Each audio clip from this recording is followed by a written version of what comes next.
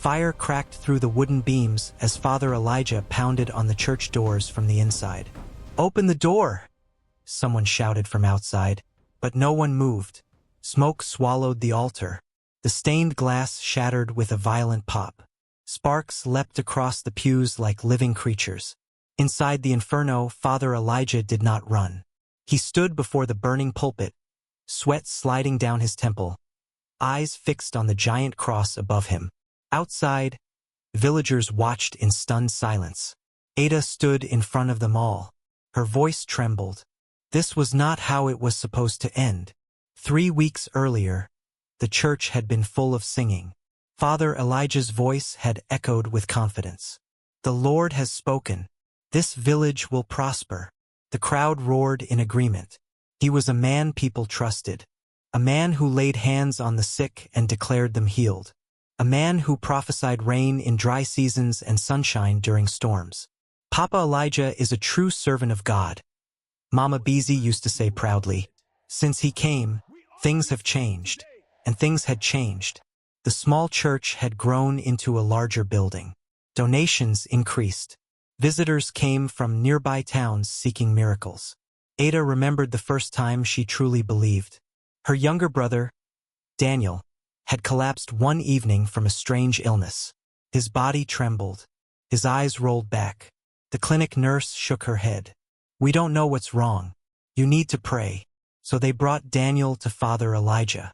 The priest had placed a firm hand on the boy's forehead. "Spirit of affliction," he commanded, "leave this child." Daniel jerked violently, then fell still. When he opened his eyes, he whispered, "Ada." Ada had cried with relief. "He is healed," Father Elijah announced confidently. "But remember, faith requires sacrifice." That night, Ada emptied her savings into the offering box. 3 days later, Daniel was dead. Father Elijah had folded his hands calmly when she confronted him. "Daughter, not every healing is permanent. Perhaps doubt entered your home." Ada's voice had cracked. "Are you saying my brother died because I doubted?" He looked at her for a long moment. "Faith is fragile." Those words stayed with her. At first, she tried to silence her suspicion. But whispers began to grow.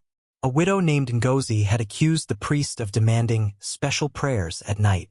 A week later, she packed her belongings and left the village without a word. A farmer who questioned a prophecy lost his harvest to sudden fire. Every misfortune was explained as lack of faith. Every miracle required commitment, and commitment meant money. One evening, Ada sat outside her house with her friend Chica. "Something is wrong," Ada said quietly. Chica frowned. "Be careful with that kind of talk." "I am serious," Ada insisted. "Daniel was improving before we took him to the church. After the healing, he became weaker." "You're grieving," Chica replied softly. Ada shook her head. "No. I am thinking." Chica leaned closer. "If you speak against him publicly, people will turn against you." "Then I won't speak," Ada said. "I'll watch." That was when she began noticing patterns. Those who gave large donations were always called to the front during service. Those who questioned him were ignored or publicly corrected.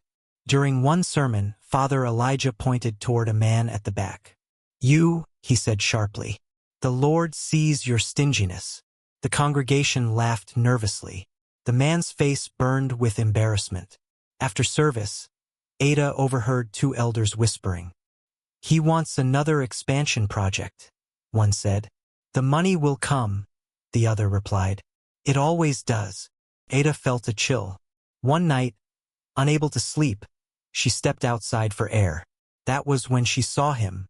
Father Elijah walked quickly past her house, dressed not in his usual clerical collar but in a plain white robe. He carried something wrapped in cloth. She stepped back into the shadows. Where was he going at that hour? The following night, she waited again. And again he passed. This time she followed from a distance. He walked toward the forest behind the village. Her heart pounded as branches scratched her arms. In a clearing she saw firelight, and she froze. Father Elijah stood before a small clay altar. Papers lay scattered at his feet. 3 village elders stood beside him. One of them spoke nervously. "Are you sure this is necessary?" "It is," Father Elijah replied calmly. "Power must be maintained." Ada leaned closer, straining to hear. He picked up one of the papers and read a name aloud. It was the farmer who had lost his harvest. The elder swallowed. He complained about the church funds. Father Elijah tossed the paper into the fire. "Then let him learn humility." Ada's breath caught. Another name was spoken. This one belonged to a young woman who had recently fallen ill. Her family promised a special seed offering. Father Elijah said coldly. They delayed. The fire flared as the paper burned. Ada stepped back in horror, snapping a dry twig under her foot. All 3 men turned sharply. "Who is there?" one shouted. Ada ran. Branches whipped her face. Her lungs burned. She did not look back. When she reached home, she locked her door and slid to the floor. Her hands trembled. "This is not prayer," she whispered. "This is control." The next morning, Father Elijah preached about obedience. Doubt, he warned the congregation, is the doorway to destruction. His eyes briefly met Ada's, and for the first time she saw something behind the charm. Not holiness, not compassion, but fear. If this is already gripping you, imagine what happens when the truth finally explodes. Make sure you stay till the end of this story. And if you enjoy powerful emotional stories like this, don't forget to like the video. It helps more people discover stories that matter. Because what Ada was about to uncover would shake the entire village. And it would lead to ashes. Ada avoided Father Elijah's eyes for days after that night in the forest. But he did not avoid hers. After service on Sunday, as the congregation dispersed, his voice stopped her. "Ada." She turned slowly. "Yes, Father." He smiled, but the smile did not reach his eyes. "You have been quiet lately. I have been grieving." "Grief can open doors to doubt," he replied gently. "And doubt is dangerous." She held his gaze. "Dangerous for who?" The air between them tightened. "For your soul," he said calmly. She nodded once and walked away. That night she could not sleep again. Her thoughts circled around the fire in the forest, the names thrown into flames like offerings. What was he doing with those names? The next morning, she visited the village clinic. The nurse, Amina, looked up in surprise. "Ada, are you feeling unwell?" "No," Ada said, lowering her voice. "I need to ask you something about Daniel." Amina hesitated. "It has been weeks." "I know." The nurse closed the office door. "What do you want to know?" "Before we took him to Father Elijah, was he improving?" Amina exhaled slowly. "Why are you asking this now?" "Please." Amina folded her arms. "He had a severe infection. We started treatment. It would have taken time. But yes, he was responding." Ada felt her stomach drop. "So he was not dying?" No. "Then why did he collapse after the healing?" Amina looked uneasy. "I cannot accuse anyone without proof." Ada leaned closer. "Did Father Elijah ever bring anyone here before declaring them healed?" Amina hesitated again. "Yes. And he would ask for reports. He would ask what symptoms they had. Sometimes he came before the families." Ada's voice sharpened. "What do you mean?" "He would come alone. Ask about cases. Ask how serious they were." Ada stepped back. "He studied illnesses before performing miracles. He selected which ones could be healed." That evening, Ada confronted Chica again. "He knew," Ada said breathlessly.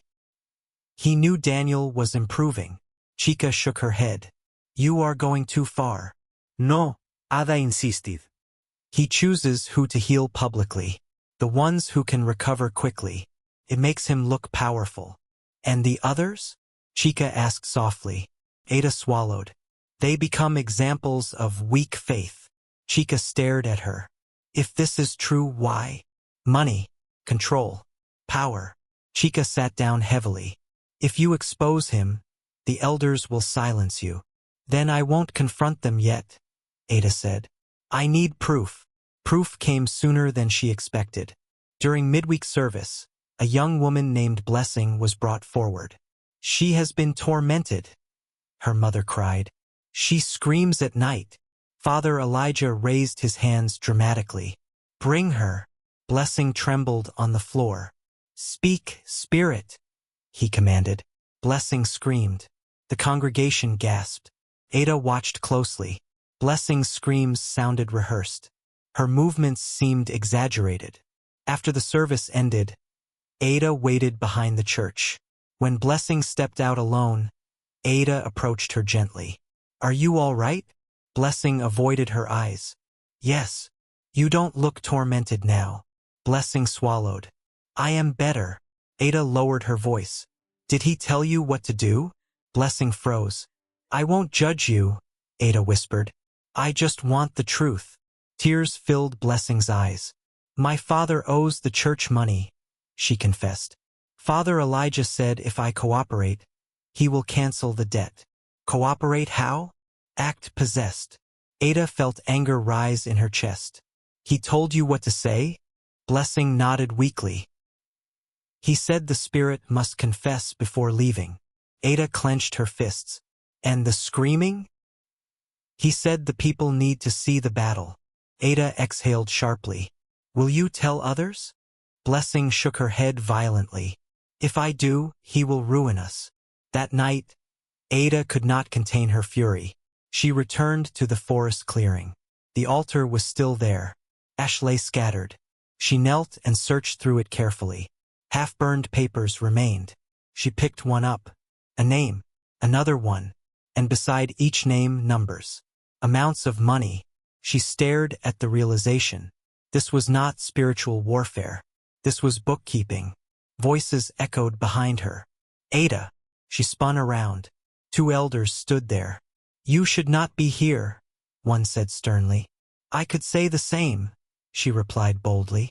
The older elder stepped forward. "You misunderstand what happens here." "Then explain it," she challenged. He exchanged a look with the other man. "The village must remain stable," he said carefully. "People need fear to behave. So you burn their names? It is symbolic." "Symbolic?" she repeated bitterly. "Daniel's name, was that symbolic too?" The men fell silent. "You benefit from this?" she accused. The second elder snapped. "Watch your tongue." Ada stood her ground. "You collect from the offerings. You approve the expansion projects. And the village prospers," the first elder argued. "At what cost?" They did not answer. "Go home," the elder said finally. "Forget what you saw." "I won't," she replied. As she walked away, one of them muttered, "This will not end well." The next Sunday, Father Elijah's sermon was different. His voice carried warning. "There are those among us," he said slowly, "who seek to destroy what God is building." The congregation murmured. "Wolves disguised as sheep," he continued. "They whisper lies." His eyes locked onto Ada again. "If anyone doubts the anointing of this ministry," he said sharply, "step forward now." Silence filled the church. Ada's heart pounded. Chica gripped her hand tightly. "Don't," Chica whispered. Father Elijah waited. No one moved. A slow smile crossed his face. "Good," he said softly. "Unity is our strength." But as the congregation resumed singing, Ada knew something had shifted. He knew she knew.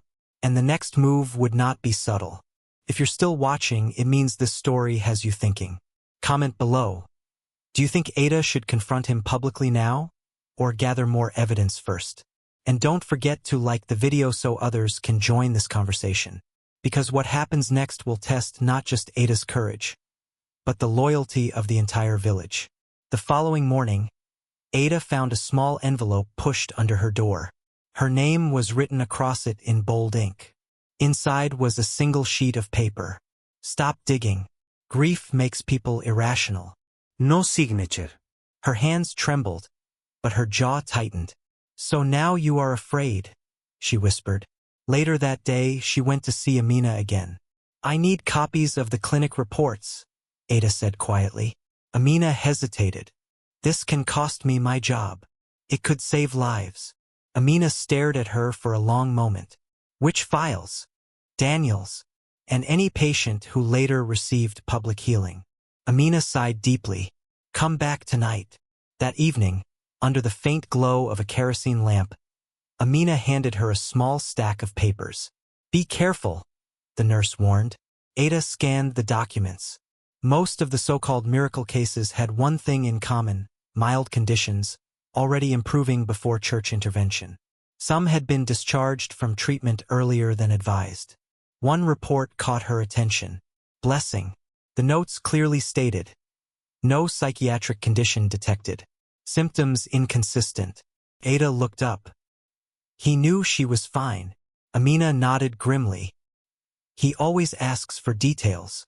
Ada closed her eyes briefly. He is staging everything. The next breakthrough came unexpectedly. Chica rushed into Ada's house, breathless. You won't believe this, she said. What happened? My cousin works as a carpenter. He has been renovating the church office. And he says there is a hidden compartment under the floor. Ada's pulse quickened. Money, more than money. That night, while most of the village attended a vigil service in a neighboring town, Ada and Chica slipped into the church compound. The back door was locked. Chica handed Ada a small tool. For emergencies. Ada managed to pry it open quietly. Inside, the church was silent. They moved quickly toward the office. Are you sure about this? Chica whispered.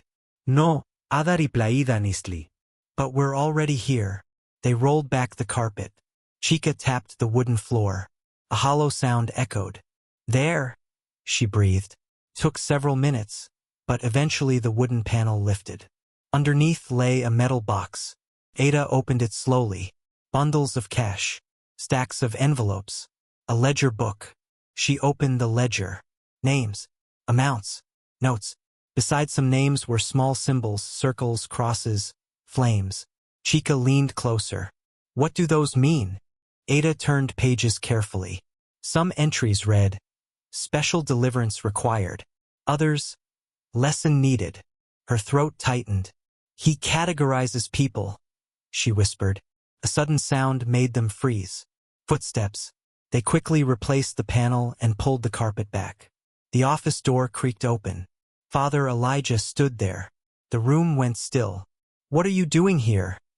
His voice was calm, but his eyes were sharp. Ada stepped forward before Chica could speak. I came to pray. In my office? He asked softly.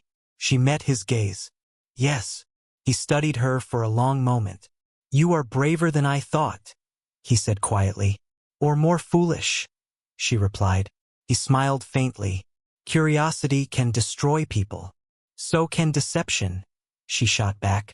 Chica tugged her sleeve nervously. Father Elijah walked around the room slowly. You think you understand what you have seen, he said. I understand enough, Ada answered. He stopped directly in front of her. Tell me, Ada, he said gently. Did this village prosper before I arrived? She hesitated. No. Was there unity? She remained silent. People need leadership, he continued. They need structure. Fear keeps order. Fear is not faith, she replied firmly. He tilted his head. Faith without fear becomes rebellion, and fear without truth becomes control. For a split second, something hardened in his expression. You are grieving, he said calmly, and grief clouds judgment. Don't use my brother, she snapped. He lowered his voice.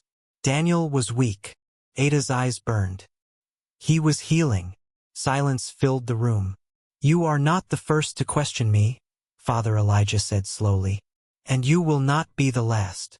What happened to the others? She demanded. They learned, he replied. Learned what? To stay loyal. Chica stepped forward anxiously. We should go. Father Elijah nodded toward the door. Yes, you should. As they walked out, his voice followed them. Be careful what you ignite, Ada. Fire does not choose what it consumes. Outside, Chica grabbed her arm. We need to stop, she whispered urgently. He is dangerous. Ada shook her head. He is afraid. How do you know? Because he is threatening instead of preaching. The following Sunday, the atmosphere inside the church was tense. Father Elijah's sermon was softer, almost emotional. I have given everything to this village, he said, his voice heavy. But betrayal is painful. Murmurs rippled through the crowd. I hear rumors, he continued. Lies spread by wounded hearts. His gaze swept across the congregation. If anyone feels wronged, he said slowly, come speak to me privately. Ada almost laughed. Privately, where no one could hear. After service, Mama Beezy approached Ada. Child, the elderly woman said kindly, why do you look troubled? Ada hesitated. Do you trust Father Elijah completely? She asked carefully. Of course, Mama Beezy replied without hesitation. He saved my grandson. Ada swallowed. Did the boy receive treatment before the prayer? Mama Beezy frowned. Yes, but it was the prayer that worked. Ada sighed softly. This would not be easy. Later that evening, she gathered a small group at her house. Amina, Chica, Blessing, and 2 others who had begun to suspect things. She laid the clinic reports on the table. She described the forest ritual. She explained the ledger. Silence filled the room. Blessing spoke first. If we tell the village, they may not believe us. They will, Ada insisted. If we show them proof. And if they turn against us? Amina asked quietly. Ada's voice softened. Then at least we stood for truth. The group exchanged uneasy glances. Finally, Chica nodded slowly. We do this together. Ada inhaled deeply. Then next Sunday, she said, we speak. If you've made it this far, you can feel the tension building. The real confrontation is coming. Before it does, tap the like button so more people can witness how this unfolds. And tell me in the comments, do you think the village will believe Ada? Because the next gathering will not end quietly. Sunday arrived heavy and humid. The church was full before the first hymn began. Word had spread quietly. Something was going to happen. Ada sat in the 3rd row, her hands clasped tightly together. Chica sat beside her. Amina and Blessing were a few seats away. None of them spoke. Father Elijah stepped onto the altar slowly. He did not smile. My children, he began softly. Today I feel a burden in my spirit. The congregation murmured in sympathy. There are whispers of betrayal, he continued. Accusations born from grief and envy. Ada felt her heart pound. This ministry, he said, placing a hand on his chest, has brought prosperity, unity, and protection. He paused, scanning the crowd. If anyone believes I have wronged them, he said carefully, let them speak now before God. The silence felt suffocating. Chica squeezed Ada's hand. Ada stood. The wooden bench scraped loudly against the floor. Gasps filled the church. Father Elijah's expression remained composed. Yes, my daughter? Ada's voice shook at first. You said we should speak. I did. She walked slowly toward the front. You told us Daniel died because of doubt, she said. The room shifted uncomfortably. Grief is painful, he replied gently. He was healing before you touched him, she said louder. A murmur ran through the congregation. Father Elijah's eyes narrowed slightly. Be careful. Ada turned to face the crowd instead of him. He studies cases before declaring miracles, she said clearly. He chooses those who are already improving. That is a lie, one elder shouted. Amina stood up suddenly. It is not. All eyes turned to her. He comes to the clinic, Amina said, her voice trembling but firm. He asks about patients. He knows their conditions. Whispers erupted. Father Elijah raised his hands. So now medical knowledge is evil? That is not the issue, Ada replied sharply. You stage healings. Blessing slowly stood up. Her father tried to pull her down, but she resisted. He told me to act possessed, she confessed tearfully, to cancel our debt. The church exploded into noise. You are confused, Father Elijah declared. The devil manipulates the weak. Ada pulled papers from her bag. Then explain this, she said. She handed the clinic reports to Mama Beezy, who was closest. Read the dates, Ada urged. Mama Beezy's hands shook as she examined them. They were improving, she whispered. Ada then lifted the ledger book. Explain this. Father Elijah's calm finally cracked. Where did you get that? He demanded. So it is yours? Ada asked. The congregation fell silent again. It is church record, he said tightly. Why are names categorized? She pressed. Why are there notes beside them? Lesson needed. Special deliverance required. What does that mean? The elders shifted uneasily. Father Elijah stepped closer to Ada. You have broken into sacred space. Answer the question. His jaw tightened. Leadership requires strategy, he said coldly. People respond to consequence. A collective gasp filled the room. So you admit it? Ada said. He looked around at the crowd. I built this church, he shouted suddenly. I gave this village direction. Without me, you would still be scattered and hopeless. Not by lying, someone yelled from the back. You wanted miracles, he fired back. You demanded signs. I gave you what you wanted. The words hung in the air. Mama Beezy began to cry quietly. So Daniel, Ada's voice broke. Was he a sign too? Father Elijah's silence was answer enough. Anger began to ripple through the congregation. One man stood up angrily. You took my savings. Another shouted. You said my farm burned because I questioned you. Chaos erupted. The elders tried to calm the crowd, but it was too late. Father Elijah raised his voice over the noise. You are ungrateful, he shouted. Everything I did was to maintain order. By burning names in the forest? Ada yelled.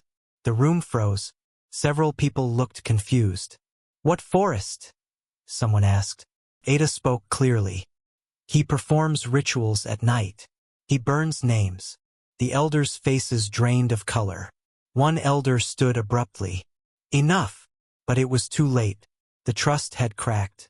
Father Elijah's composure collapsed. You think exposing me will save you? He hissed at Ada quietly. This village cannot survive without control. Truth is not destruction, she replied. His eyes darkened. Truth is dangerous. The shouting intensified. Some demanded his removal. Others looked torn and confused. Finally, Father Elijah stepped back from the altar. If you believe I am your enemy, he said coldly, then you deserve what comes. He walked out of the church without another word. The congregation stood in stunned silence. Chica exhaled shakily. What have we done? Ada stared at the open doorway. We told the truth, but the truth did not feel victorious. That night, tension hung thick over the village. Small groups gathered, arguing in hushed tones. Some blamed Ada for destroying unity. Others blamed the priest for betrayal. Close to midnight, a sudden shout pierced the air. Fire! Ada ran outside. Flames were rising from the church roof. Villagers rushed toward it in panic. The wooden beams caught quickly, and inside the burning building, a shadow stood near the altar. Is he inside? Chica gasped. Ada pushed forward through the crowd. Father Elijah stood calmly as smoke surrounded him. Come out! Someone screamed. He did not move. Ada, he called faintly. She froze. Why are you standing there? Chica shouted. Ada stepped closer despite the heat. Come out, she cried. It doesn't have to end like this. His face was illuminated by firelight. You have already ended it, he replied quietly. The roof cracked loudly above him. If I fall, he said, this village falls with me. The flames surged higher, and then the ceiling collapsed. Sparks exploded into the night sky. Screams filled the air. The church burned until there was nothing left but glowing embers. If your heart is racing right now, don't look away. We're almost at the end, and what happens next will stay with you. Make sure you like this video and share it so others can witness how truth and deception collide. Because ashes may look silent, but they still carry heat. Morning came slowly. Smoke still rose from what used to be the church. The wooden cross had collapsed into blackened fragments. The once bright windows were now melted glass hardened into twisted shapes. Villagers stood at a distance, whispering. No one spoke Father Elijah's name out loud. Ada walked carefully across the warm ashes. Her sandals pressed into the soot, leaving faint marks behind her. Chica followed her quietly. Do you think he knew the fire would happen? I don't know, Ada answered honestly. But he chose not to leave. Amina joined them. The elders are meeting. To decide what? Chica asked. To decide what to tell the neighboring villages, Amina replied. Ada exhaled slowly. The truth. Later that afternoon, the entire village gathered under the large irako tree. The elders stood at the front, their faces drawn and tired. The oldest among them cleared his throat. We have lost our church, he began. And we have lost a leader. Murmurs spread. But we must speak honestly, he continued. Mistakes were made. Ada stepped forward gently. Mistakes or manipulation? The elder looked at her for a long moment. Both. Another elder spoke up. We believed fear would keep order. And did it? Ada asked. Silence answered her. Mama Beezy stepped out from the crowd, leaning on her walking stick. I trusted him, she said quietly. I defended him. Tears slid down her wrinkled cheeks. I told others to ignore their doubts. Ada approached her slowly. You were not alone. Mama Beezy looked at her. Did he truly plan everything? Amina spoke carefully. He selected what would make him look powerful. Chica added. He knew how to study people. The younger villagers shifted uneasily. One man crossed his arms. But the village did prosper. At what cost? Ada asked again. The question lingered in the air. An uncomfortable truth settled over everyone. They had wanted miracles more than truth. That evening, Ada sat outside her house, staring at the horizon. Chica joined her. Do you regret speaking? Chica asked softly. Ada thought for a long time. No, she said finally. But I regret that we needed fire to believe. Chica nodded slowly. Days passed. Without the church, there was no central meeting place. No Sunday gatherings. No organized offerings. Some villagers felt lost. One afternoon, a group approached Ada. We want to rebuild, one man said. But differently, a woman added quickly. Ada looked at them carefully. No hidden rooms. No secret rituals. No fear. Only accountability, the man agreed. And transparency, Amina added from behind. Mama Beezy stepped forward again. And humility. Ada smiled faintly. The rebuilding began slowly. This time, decisions were made openly. Donations were counted publicly. Records were shared. But healing was slower than construction. One night, as Ada prepared to sleep, she heard soft footsteps outside. She stepped out cautiously. A small boy stood near the fence. Is it true? He asked shyly. That Father Elijah was not holy? Ada knelt down to his level. He was human, she said carefully. Did he lie to us? Yes. The boy looked confused. Why? She hesitated before answering. Sometimes people like power more than truth. Will he come back? The boy whispered nervously. Ada shook her head gently. No. The boy seemed relieved. As he ran off, Ada stood alone in the quiet night. For a moment, she thought about the way Father Elijah had looked in the flames. Not panicked, not screaming, almost resolved. Chica's voice interrupted her thoughts. You're thinking about him. Yes. Do you feel sorry for him? Ada considered the question. I feel sorry for what he became. Weeks later, the ashes where the church once stood had cooled completely. Grass began to grow through the dark soil. The village slowly found a new rhythm. One evening, as the sun dipped low, Ada stood before a small group gathered near the new foundation. She spoke calmly. "We were not wrong to want hope," she said. "We were wrong to surrender our thinking." Heads nodded slowly. "Faith without questioning becomes blindness," she continued, "and fear without truth becomes control." The wind moved gently across the clearing. Chica smiled faintly. "You sound like a leader." Ada shook her head quickly. "No more leaders without accountability." Laughter rippled softly through the group. Mama Beezy raised her voice gently. "Then let us promise something." They all looked at her. "Never again," she said firmly. "Will we let one voice silence the rest?" The promise settled over them like a quiet vow. As night fell, Ada lingered alone near the foundation. She looked at the sky and whispered, "Daniel, I hope you see this." A soft breeze brushed against her face. For the first time in weeks, her chest felt lighter. The ashes no longer felt heavy. They felt like a reminder. The ashes no A longer reminder felt that heavy. deception can burn bright, but truth endures longer. And somewhere beyond the memory of flames, the village began to rebuild not just walls, but trust. If this story moved you, take a moment right now to like the video. Stories like this remind us that questioning is not rebellion, it's responsibility. Share your thoughts in the comments. Do you believe the village was wrong to trust so easily? Or was Father Elijah the only one to blame? And if you enjoy powerful emotional stories that challenge the way we see faith, power, and truth, make sure you subscribe to the channel. More unforgettable stories are coming. Because sometimes the most dangerous fire is the one that starts quietly in the heart. And sometimes the ashes tell the truth.